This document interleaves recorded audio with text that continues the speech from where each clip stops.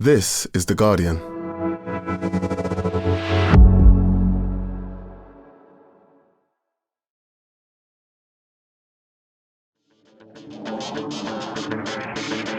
Hello and welcome to The Guardian Football Weekly. Another defeat for Liverpool, this time in the Champions League at Galatasaray. Arne Slot's side were defensively poor and loose in midfield. Szoboszlai struggled at right back. Salah was rested. Alisson came off injured. Not a great night, but perhaps a little early to panic. Then let's go 4,500 kilometres north, where we find a windswept Jonathan Wilson live from Bodo, watching a stodgy Spurs somehow get away with a point. José took Benfica to Stamford Bridge, and he was mildly more interesting than the game, which isn't saying much, but Maresca needed a win, and he got it. Then there's lots of goals for Real Madrid, Marseille, Atlético and Bayern, amongst others. We'll look back on Nuno's first game as West Ham boss at Everton. There's Chris Wilder with the cleanest strike of the night. Your questions, and that's today's Guardian Football Weekly. On the panel today, Barry Glendenning, welcome. Hi, Max. And Nicky Bandini, hello. Morning. And surrounded by polar bears, fjords and herring. Do excuse us to our Norwegian listeners. Jonathan Wilson, live from, how do you pronounce it, Bodø? I don't know, to be honest, because the fans last night seemed to be noticing it Bodø with almost a U sound, but I so Bodø, Bodø, fine. Well, we'll get there in a second, but we'll begin in Turkey. Galatasaray won at Liverpool 0. Galatasaray hadn't won at home in the Champions League for 7 years. And Nicky, they were your dark horses in the Champions League ahead of the opening game, which they then lost 5-1 to Frankfurt. But perhaps this is vindication for you. Yeah, I didn't mean dark horses to win the whole thing. I just thought they might be an interesting and perhaps better than they have been recently in the Champions League team this season, because they have had a bit of a dreadful record in the Champions League recently. But when you look at what they've put together this summer, obviously bringing back Victor Osimhen was the headline move, but also added Leroy Sané this summer. You're looking at a midfield going into the attack where you've already got players like Torreira and Lamina. You've got Gundogan in front of them. You've got Mauro Icardi as your backup striker. There's just a lot. There's a lot in this team, especially going forward. And the Turkish league, which certainly has its faults, like every other league, but it is quite a chaotic attacking place. And I kind of imagined them showing up under Burak and playing the kind of football that they did, at least in the first half last night. I don't think I'd quite go as far as Arne Slot and say they were just time wasting in the second half, but they did, I think, become a little bit less just endlessly in your face. But the start of this game was everything I wanted it to be, honestly. It was noisy, it was hot, it was angry, and it was just in your face. And yes, they are again a team with plenty of faults, Galatasaray, but when they go at you, they can go at you. And you had this end-to-end business going on with Yilmaz got in behind the Liverpool defence right away, and then Liverpool go down the other end and frankly should score with Ekitike and then Gakpo. Then Wirtz loses possession. The next thing you know, 20 seconds later, it's back in the Liverpool penalty box and they give away the penalty, which ends up being the moment that decides the game. Yeah, I mean, I don't know if you can sort of whistle your fingers to the bone, but you know, if anyone has, the Galatasaray fans have. Barry, the Guardian headline called it a hellish night for Liverpool. I couldn't work out if that was like a sort of a play on Welcome to Hell, or if it was hellish or hell-ish. Like, how bad do you think it was for Liverpool? That seems like a bit of a stretch, even if they weren't great. I'm guessing it was a play on words on the welcome to hell thing.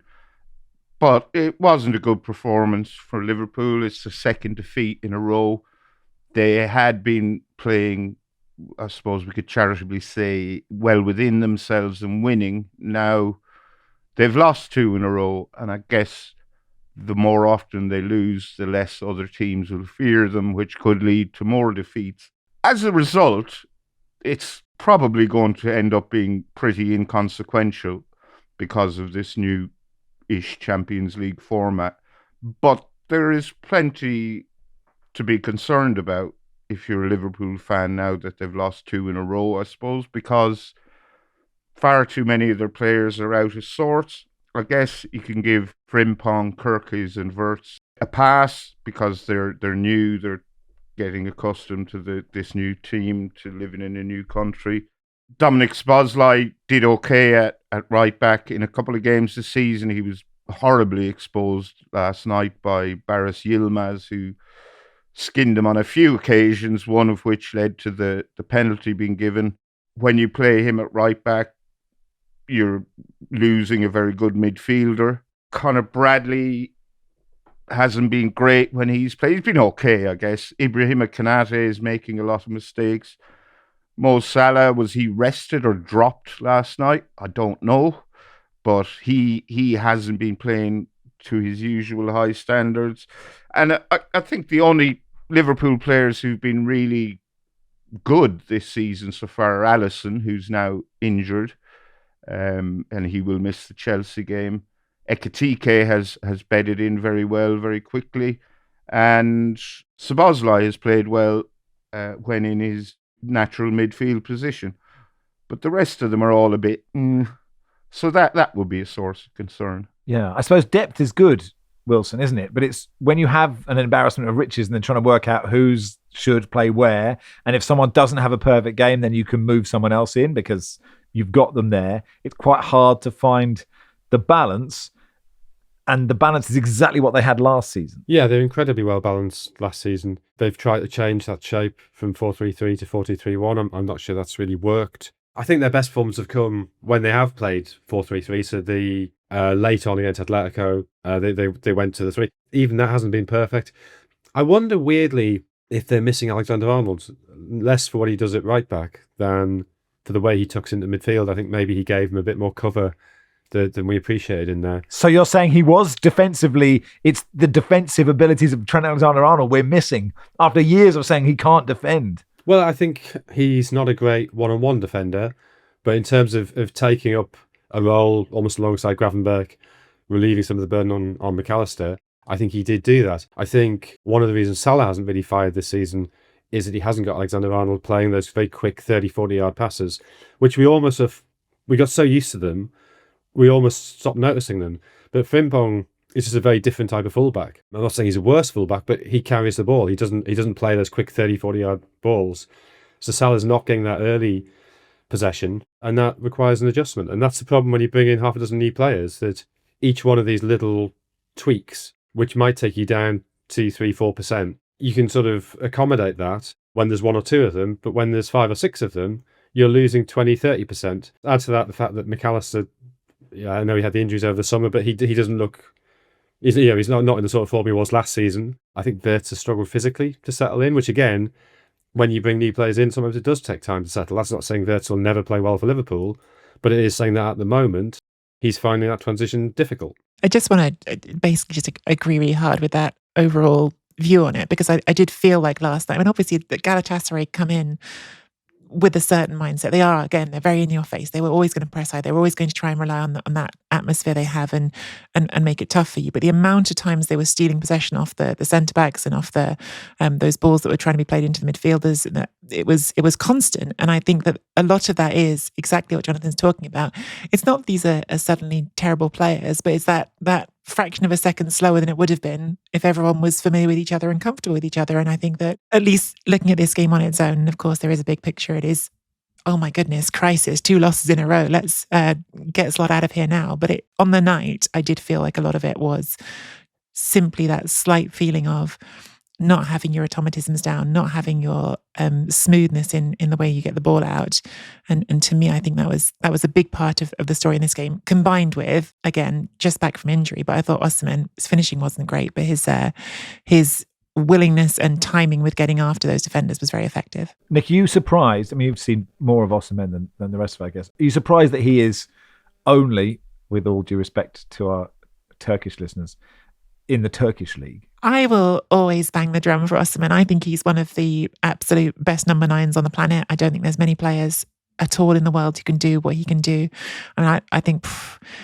I really think he's maybe like in my top 3 number 9s, and I think it's astonishing that no one was willing to put the money forward from him from a league as wealthy and as deep in resources as the Premier League. I just assumed that was what was going to happen. That's not at all a knock on Galatasaray, who did put their hands in their pocket and make it happen. It's just a reality that you expect the Premier League clubs to do it. Of course, there's always more to these situations. And I'm certain that his injury history comes into it because he has been missing a lot, and that's part of it. I think probably this summer, unfortunately, there was also an element of people looking at the Africa Cup of Nations and thinking about players being away, because I think that also hurt Ademola Lookman this summer. So I think those things come into it as well. But clearly, given the amount of conversations there were about him last summer, it seems obvious to me that there's something else that has happened behind the scenes and discussions that has led people to not go for him a year ago. And to me, it's impossible to know without knowing what those conversations were, how valid it is. Is it a certain amount of groupthink and of people looking at each other and going, oh, they didn't do it, so we won't pull the trigger either?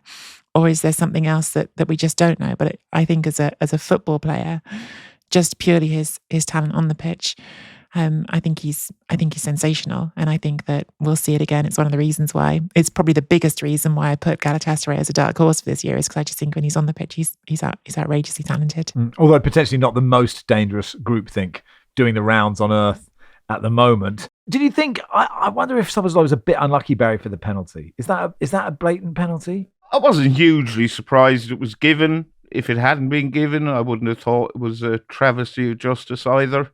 He was really struggling against Yilmaz, and that may have been a factor, but it's probably 50-50. I wouldn't say it was. I have no issue with it. Fine. Yeah, I couldn't work out the goal music. It sounded a bit like I Will Survive, which I'm a big fan of having that as I don't know if that's all Galatasaray's goal music or Victor Osimhen specifically. It might not be that song. I'm curious to know, Max, how many Turkish listeners do you think we have?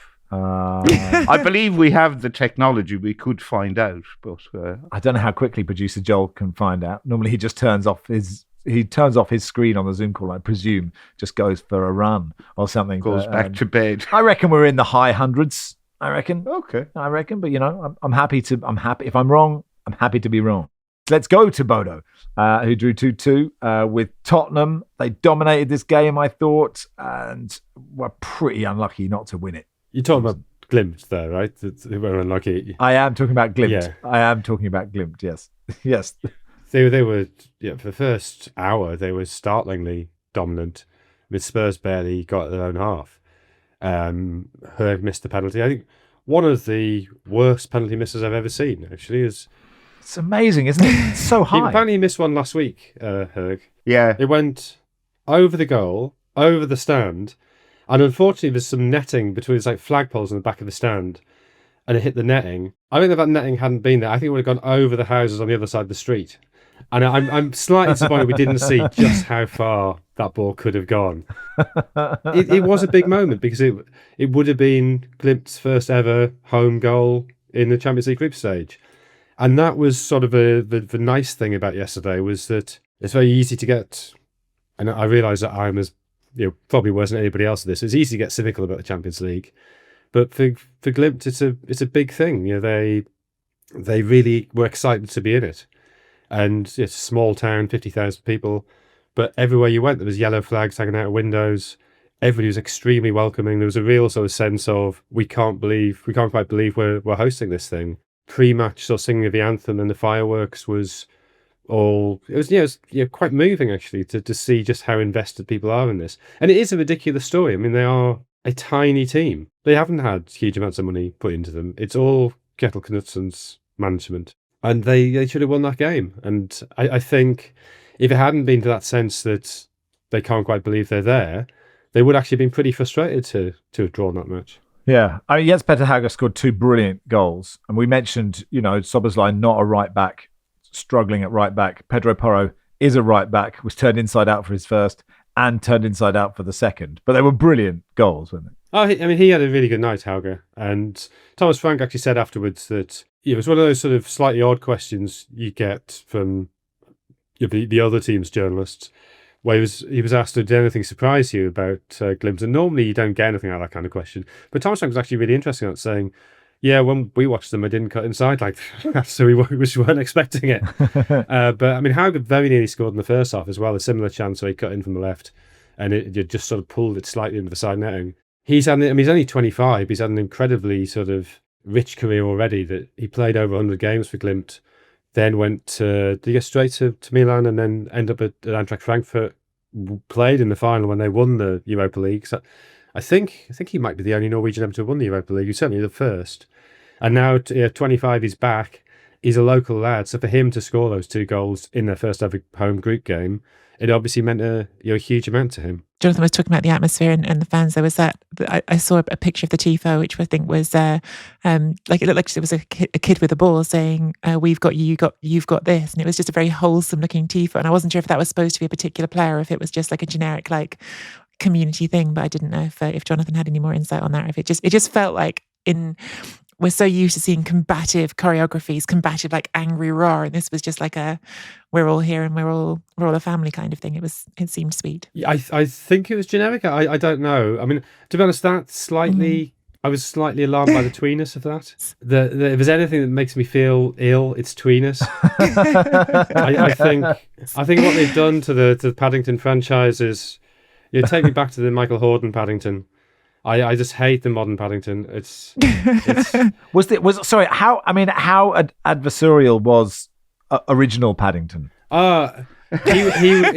I mean, actually, he was. He often gave people a hard stare. That's true. He took no prisoners. He stole that rugby ball, didn't he? He did steal that rugby ball. Yeah, that's true. Away days with Paddington. Yeah. That's the story. Thomas Frank Barry talked about attitude and mentality and determination. The positive takeaway is get something when being not very good, and the second half against Wolves and pretty much all this game could be filed under that category. Yeah, I think they were very lucky in this game because, as Jonathan said, Bodo Glimt should have won at a canter. They missed some terrible sitters, I guess, and missed the penalty. The goal with which the own goal with which Spurs equalised was a little bit lucky, but it's a good hit and run, I suppose. They've got 4 points from 2 games. They should be fine in terms of qualification. If you look at what the Monaco, Copenhagen, PSG, Slavia Prague, Borussia Dortmund, Eintracht Frankfurt, you'd imagine they'll get the 8 or 9 points they'll probably need to make the knockout stages from those games fairly comfortably. But I would be concerned with that performance. You're going to a weird place, playing on a weird artificial pitch against a team for whom this is a massive, massive, massive game. So a draw is fine in terms of the result, but the performance wasn't great. They are missing quite a few influential players. Kulusevski, Muani, Madison, Solanke, Romero were all out last night. Mm-hmm. So, I wouldn't be worried about it particularly. Sure. I mean, I guess of those missing players, Kulusevski and Madison are the creative ones, and they're out for a long time. So, sort of hoping that Xavi Simons can perhaps sort of bring that creativity. The artificial pitch, Wilson, I mean, when you're there, you probably get a much better sense of how stodgy it is, or how difficult it is to play on if you don't play on it very often. I mean, Thomas Frank played that down, and he sort of said that he was used to it from Denmark, that it just is what it is. They didn't train on the pitch on Monday, that he felt keeping his tactical plans under wraps was more important than gaining experience of it. To be honest, once the game started, I kind of forgot about it. So I don't think it's that big a... I mean, maybe players would say, no, the ball does come on slightly slow or does skid on slightly more. I don't know, but to sort of a layperson in the stand, it really wasn't obvious it was making a difference. Sure, not a sandy Astro, the good old days where the ball bounced 300 yards in the sky and you just... all the skin off your knees was ripped off. It wasn't sort of Loftus Road in the 80s.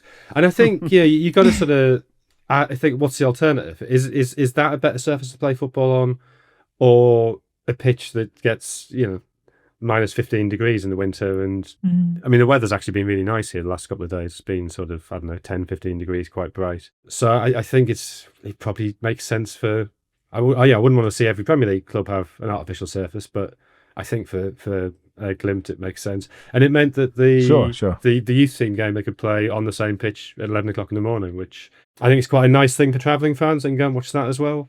Journalists who don't have enough work to do can go and watch it. Breaking news: we are in the high hundreds of Turkish listeners each week. So get in touch, please. Football Weekly at theguardian.com, and that'll do for part 1. Part 2 will begin with José Mourinho returning to Stamford Bridge.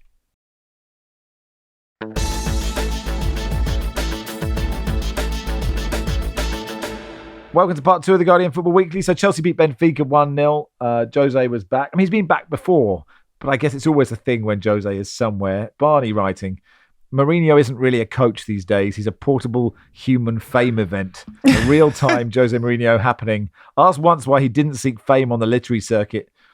Philip Larkin replied that he didn't want to go around pretending to be myself. Jose is the exact opposite of this. And it did feel, like producer Joel said, Barry, a bit sort of like an exhibition or a testimonial, or like he was the manager in Soccer Aid. Like it just kept cutting to Jose. Yeah, that was very much the narrative in the build-up to the game. Jose returns to Stamford Bridge, but it's the 8th time he's returned to Stamford Bridge with 4 different teams, and he's only won once. And he lost last night. But I suppose it's not a particularly interesting game, and he's always makes for good copy. He was being simultaneously a bastion of humility and bigging himself up as he does before the game, talking about how he's still the best manager Chelsea have ever had because he won 3 league titles. So until someone wins 4, he will always be number 1.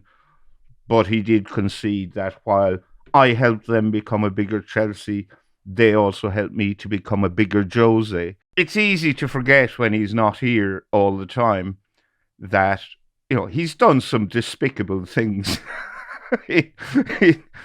while here and elsewhere working as a coach. And he hasn't always been welcomed back to Stamford Bridge, but he was on this occasion. To be honest, the game was pretty grim watching, so it was probably good to have him there to take some of the attention away from the terrible game. But yeah, once again, he's returned to Stamford Bridge and his team were beaten. I suppose it's slightly ironic. The reason he's Benfica manager is because he was sacked by Fenerbahce for getting knocked out of the Champions League by Benfica. So while Fenerbahce didn't get to compete in the competition, he does. Yeah, it wasn't a very good game, and it was settled by an own goal, and Chelsea had another player sent off, which they're kind of the main talking points of the actual game. Of those talking points, Nicky, is anything worth discussing? I'm sort of with Barry. I found it sort of quite hard, and obviously you've got so many screens happening that you're very rarely drawn to this football match. I was just wondering if Barry's foreshadowing next move to Chelsea now. So lose to Chelsea, go to them. Maybe it's like an ongoing sequence. No, honestly, it's the same as you. Obviously, we're all juggling multiple screens, and I found the already discussed Galatasaray Liverpool game quite compelling. So that had a lot of my attention. Then there was interesting stuff happening in other places, and this game did slightly fall by the wayside for attention, but in the end, it's another helpful result for Chelsea in Europe, isn't it? I mean, it's still, of the games they're going to play in this group stage, it's not one of the most straightforward. They got the 3 points, and by all accounts, it was fairly comfortable. So it's the ideal way to welcome back a manager who has still got that presence, and that even if he spins it his own ways, has still got that resonance for Chelsea fans. The ideal way to have him back is to get to sing his songs and tell him he's great, and then still beat him. I suppose it's slightly interestingly, as you told, you didn't tell me off, Wilson, but you slightly disagreed when I said, tactics are cyclical, but the sort of Jose ball is sort of almost coming into fashion again in a way that maybe he can, have success being Jose because other people are doing what Jose does. The more direct football, the greater emphasis on set plays, we now have that plus 10, 15 years of exposure to Pep ball, and that means it's different. It's happening with the knowledge of what has gone before, and that makes actually quite a significant difference. And Pep ball ultimately was what Mourinho couldn't cope with. So it's a much more sophisticated version of Jose ball, for want of a much better term, that we're seeing now, and he's the Mark 1 version. So as a manager, he's clearly shot and has been for 10 years. That's good news for our Portuguese listeners, which are in the high hundreds. Producer John noting that Cole Palmer's just every game is in progressively thicker and thicker jackets week to week. He was engulfed by a sleeping bag. It was 15 degrees in southwest London, but he likes a big coat. Where do we want to go to now? I mean, lots of goals elsewhere, Barry. I don't know which one of the goal fests would you like to go to? Well, I watched the Kairat Almaty Real Madrid game in its entirety. It was one of the early ones. So Madrid had to travel all the way to Almaty on the back of that tonking they got from Atletico at the weekend. Kairat Almaty almost scored from the kickoff, which would have made things very interesting indeed. They just punted it long, like within 10 seconds. As soon as the ball was kicked off, their players haired upfield. It was quarterbacked forward. Someone got a flick, someone else got a header, and probably should have scored actually, but it headed the ball straight at Thibaut Courtois.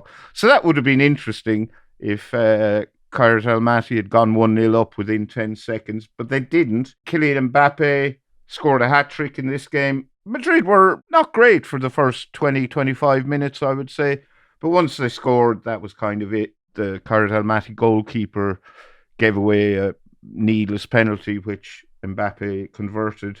So, but while it was still 2-0 to Madrid, Kairat Almaty got a penalty. That was overturned, probably correctly. Mbappe got his hat-trick. Camavinga and Brahim Diaz got the other two. It wasn't quite as straightforward as the scoreline suggests, while simultaneously being quite straightforward. You mentioned Atleti beating them 5-2. They beat Frankfurt 5-1. Impressive of Frankfurt to have a neutral goal difference after winning their first game 5-1, but that's what they have. This is when I learned that Raspadori was at Atletico Madrid. Hopefully he hasn't been there for 10 years. I mean, that's very impressive, Nicky, for Atleti to hammer Frankfurt. Griezmann getting his 200th for Atleti with an extraordinary mullet as well. Just quickly on the Madrid game, because I'm catching up on that. This is 18-year-old goalkeeper, of course, isn't there? The Kairat goalkeeper Kalmerza, who got thrust in for the first game and was their third choice keeper, wasn't he, at the start of the season? And 2 successive keeper injuries to put him in. He's 18, but looks a young 18 when you see him on the pitch as well. And of course, in that first game against Sporting, he saved a penalty. And for a moment, there was this like lovely story about this 18-year-old kid. And I was just thinking of him yesterday, thinking, God, now he's this poor 18-year-old kid who's he's played 2 Champions League games. He's also got 9 goals while it passed him in those 2 games. Bit of a rough start to that experience, but maybe still one day will be a great story to tell about playing against that Real Madrid team. I don't know. Atletico, super impressive, really, really strong. I mean, Eintracht are a story all of their own, Eintracht Frankfurt, because they are either scoring 5 goals or conceding 5 goals every game from the seams of it. They are absolutely not a strong defensive team, but clearly have some things going for them going forwards. But yeah, Griezmann bossing it. Raspadori moved this summer, Max. You don't have to worry, but he's certainly been getting lots of attention in Italy. That he's been off to a decent start, and people hoping that's going to be good news for the national team. 4 of Atleti's goals came from crosses, and the 5th was a penalty which awarded when a cross was it, I think, handled or something, but Julian Alvarez scored with a Panenka, really good Panenka. It was really fun, wasn't it? Took ages to go in. The goalkeeper went down and still got a hand to it. Like, that's how slow the ball was travelling, but wasn't able to keep it out. Frankfurt, after beating Galatasaray 5-1, they lost 4-3 to Union Berlin. At the weekend, they beat Borussia Mönchengladbach 6-4. They were 6-0 up. I wonder if a team has ever taken their foot off the gas more than that. Marseille beat Ajax 4-0. Igor Paschal, signed from Feyenoord in the summer for 35 million, scored his first goals for the club. 2 good finishes. First was a beautiful flick through. The second, the ball given away by David Klaassen, who must be 54 by now. So, we can forgive him that. And Marseille, Nicky, are sort of full Deserby.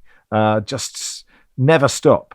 I thought the goals were great. Really, really great goals in this game. As you say, wasn't really like that many close games last night, but there were some really good goals, and this one was packed with them. I think this definitely felt like a little bit of a verdict, unfortunately, on where Ajax are at the moment as well. But yes, full Deserby is the right word for it when they are putting those moves together for going forward. Really sensational. I thought Paschal looked electric in this one. Bayern won 5-1 at Paphos. Harry Kane scoring 2. Wilson, I've been hearing discussions about whether Harry Kane should stay. I think his contract is up at the end of 2027, but there is a sort of clause for him to go for 65 million euros at the end of this season if he wants to. But it would seem mad for him or them to say, we've had a nice time, let's carry on, or unless you disagree with that. Depends what he wants. I mean, if he wants to get the Premier League goal scoring record, he needs to come back at some point. It's probably going to take him 2 or 3 years to surpass Shearer. If that is really what motivates him, I have no idea if it is. I guess to an extent as well. It depends how Bayern do in the Champions League and whether it looks as if they are potential winners or whether the comparatively low level of Bundesliga means that they're never really going to have a chance. Because I can see why you would think, okay, I'm scoring 40 goals a season, I'm winning a Bundesliga title every year, but sort of so what? It'd be more meaningful to perhaps go back to Tottenham or go to another Premier League club, get that record and maybe have a proper crack at the Champions League. So, yeah, Shearer's on 260, Kane's on 213. I think that record is just so bogus, though, because there are so many players who have scored more goals in the top flight than Shearer, but just because they didn't score them in the Premier League. I mean, Shearer's record, Shearer got some before the Premier League as well, didn't he? I think he's got in the teens of goals at Southampton before that. So all these records are what they are, aren't they? I know what you mean, but like equally, the Premier League does serve as a useful shorthand for modernish football. And I'm not saying that Dixie Dean wouldn't have scored goals today, but for him to get 60 goals probably was slightly conditioned by the change in the offside law in 1925 and teams not playing justice. As you'd have known if you come to my lecture in Malmö on Monday. Oh, how did that go? It was, rapturous applause, standing ovations, calls of encore. I said, there are no more changes to the law. That's Sorry, did you just to clarify? Did you explain just then what you were doing in Malmö? Why you were invited? I was at the City Archive in Malmö giving a lecture on the 100th anniversary of the change in offside law to make it. You only needed 2 defenders to play a forward onside rather than 3. Many congratulations. You do wonder as well, would Dixie Dean get the service from James Garner? That's another question, isn't it? To Jimmy Greaves, 357, Dixie Dean, 310, Steve Bloomer, 309, Gordon Hodgson, 287, and Alan Shearer, 283. So, yeah, he got 23 more before the Premier League started. But you could just see if Harry Kane really wants that and he goes to Tottenham, he doesn't quite get enough, and then he has to go to West Ham, and then he has to go to, Leicester, and it just sort of just ebbing down, finally gets one when he's about 55 years old. Let's do the Italian clubs. Nicky, Atalanta beat Club Brugge 2-1. Before I go to you, Barry, who's the Atalanta manager? I haven't a clue. Oh, no, it's our friend Ivan Juric, isn't it? Here's our friend. Yes. You asked me last week. I just wondered if you'd forgotten. I'm disappointed that you just remembered. What did you make of this, Nicky? It's obviously not the glamour tie of the round, but it was, I think, an important win for Atalanta, especially from coming from behind. Obviously, they did get knocked out by Brugge last season, so a little bit of clearing that out of the system, a little bit of proving to themselves that they could win in Europe under Juric instead of Gasperini, because it hasn't been a bad start to the season. It's just been a bit of a start to the season. And I think especially up front, it feels like they're still working out exactly who they are again up front. And Lookman did start this game, and that's positive that he's been reintegrated, but wasn't at his usual sharpness. So yeah, I think it was from Atalanta's point of view probably quite a lifting result. They definitely deserved it by the end. I wasn't sure they did halfway through the game, but they kept plugging at it. And the equaliser was a penalty, but the second goal was quite a nice flick on from coming in from the left, and then Paslic with the header. And I don't know, it felt like one of those goals that meant a lot to the team in that moment, and hopefully for them they can carry it forward. Yeah, as he felt for the Bruges keeper, because when he gives away that penalty, because he does really well to get out to a striker's feet, and the ball spins away, and he thinks, I get to do it again, but he didn't get it for the second time and gave away the penalty. Inter beat Slavia Prague 3-0, and the rest of us will continue to write them off, I presume, Inter, despite they win games in the Champions League. Yeah, I don't know where Inter are still under Christian Kivu. Again, like a team trying to work out exactly who they're trying to be after Simone Inzaghi's gone, and there's been some positive signs and some less positive signs. Nice to see Petar Sucic get the start in this one. I thought he played well. Certainly when you've got Thuram and Lautaro playing well up front, that's pretty stinking good as attacking partnerships goes. There's a lot in the team that's still to like, but maybe again a team that not quite sure what their identity is at the moment. But yes, they were comfortably, that's even comfortably undersells it. They were very, very much better than Slavia last night. Barca PSG, probably the game of the night tonight. Newcastle go to Union Saint-Gilloise. Arsenal play Olympiacos, Man City at Monaco. We will cover all of those and the rest of the games in tomorrow's pod, and that'll do for part 2. Part 3 will begin with Nuno's West Ham adventure.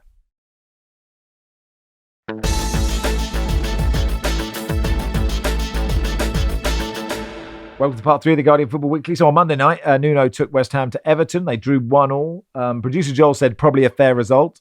Barry, I said from the highlights I saw, Everton definitely deserved to win this game. Who do you agree with and who is an idiot? I agree with you, and producer Joel is an idiot. Yeah, I thought Everton very much left this one behind them, but they do seem a little toothless up front. Beto blows cold a lot more often than he blows hot. I was going to say hot and cold. That suggests, it's about 50-50 split. I would say it's more 80% cold, 20% hot. He hasn't been playing well this season. Tierno Barry got 20 minutes here, didn't do anything. I suppose the good news for West Ham is they didn't concede from a corner, but they did concede from a cross. I have to stop you here as a point of correction. Apparently, it still counts as a goal from a corner because it's the same phase of play, according to our mate Seb Hutchison on commentary. Because if corner came in, it was punch clear. I mean, clearly it's not from a corner, but if we're talking phases of play and for the stats, it will be their 8th conceded from a corner, even though it's not conceded from a corner, if you catch my drift. Okay, I will accept that. But anyway, it was a James Garner cross from the left. Mavropanos left Michael Keane completely unmarked, and he scored with a decent header.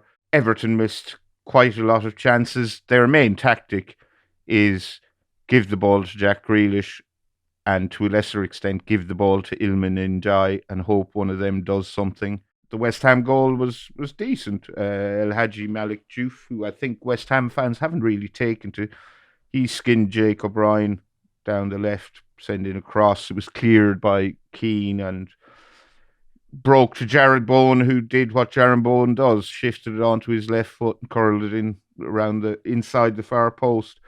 So it's a good point for West Ham, but I certainly agree with you that Everton were the better team. Yeah, worth pointing out, Michael Keane gets a massive header on that Bowen finish as well. I mean, it really should be an own goal in my view, even though it's on target. But I mean, it's interesting you say Everton's plan is give it to Grealish. West Ham's plan is sort of give it to Bowen. Wilson, how do you think Nuno will fare at the London Stadium? I mean, I just think it's not a very good squad. So I think whoever's in charge there's got problems. I don't know how Nuno will fit in with fans' expectations, that they seem to expect or seem to want more than somebody's going to sit deep and play on the break. But I guess it can be thrilling, I guess, if it's effective. But I fear it's going to be a pretty attritional, difficult season for them, whoever they got in charge. You would have them surviving, though, Nicky. Now he's there. Early doors. Quite hard to say, isn't it? Because the promoted sides have done well so far. That makes relegation hopefully more interesting.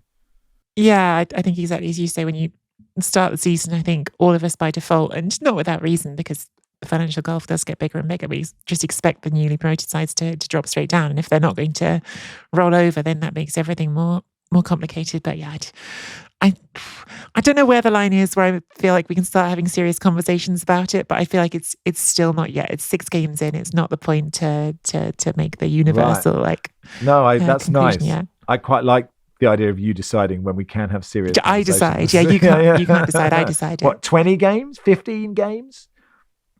15 feels a lot more reasonable than 38. 6. Right. Then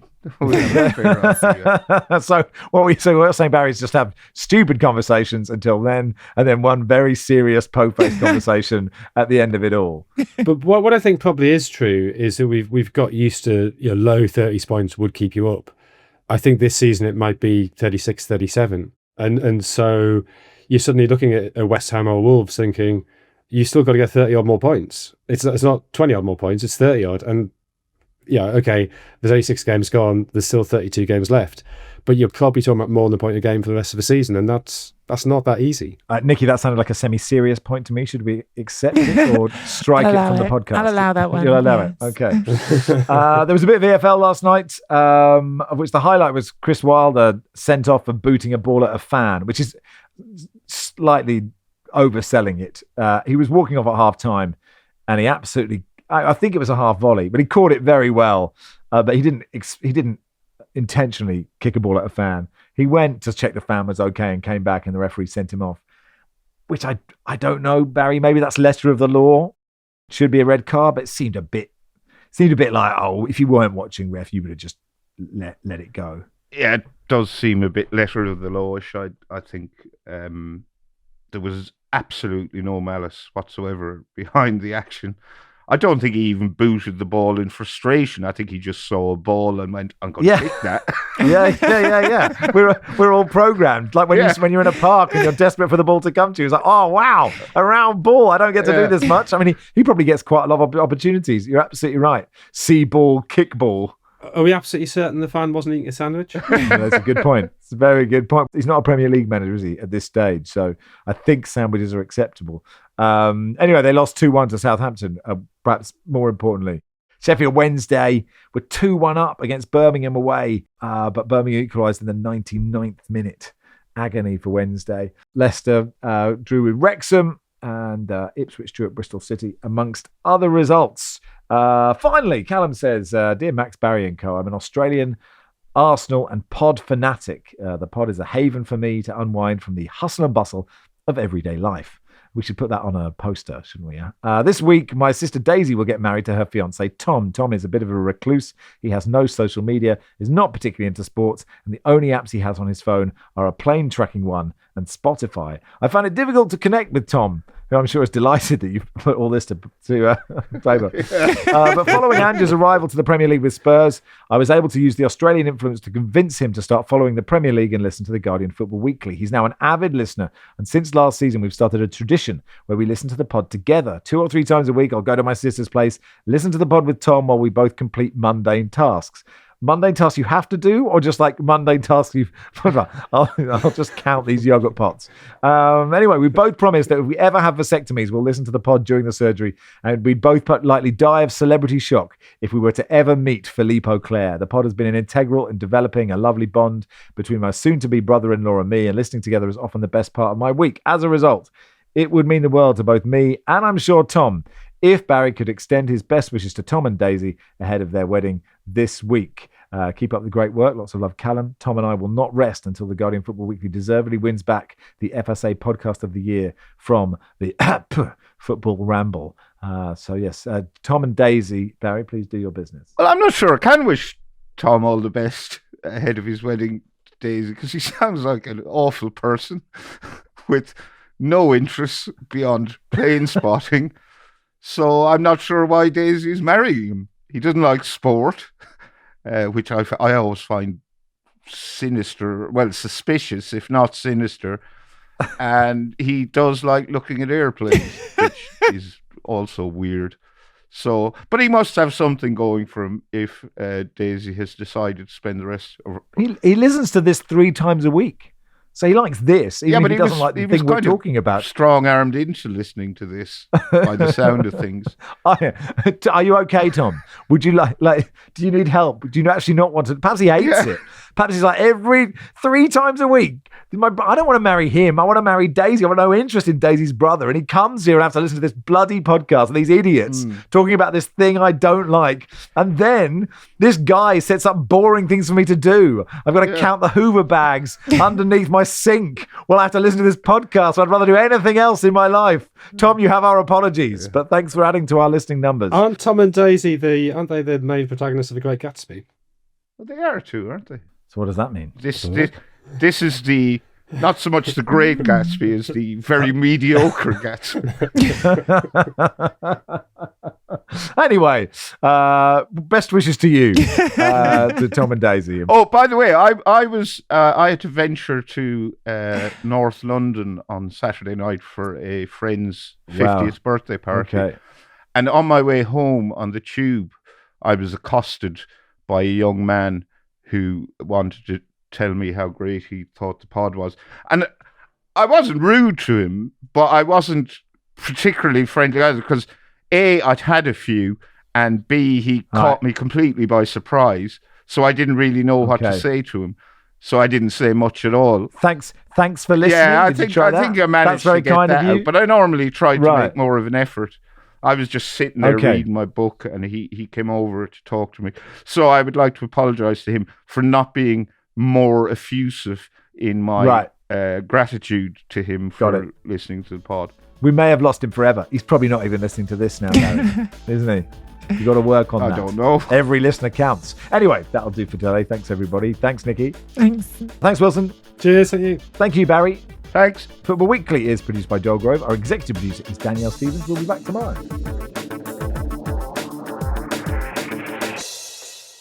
This is The Guardian.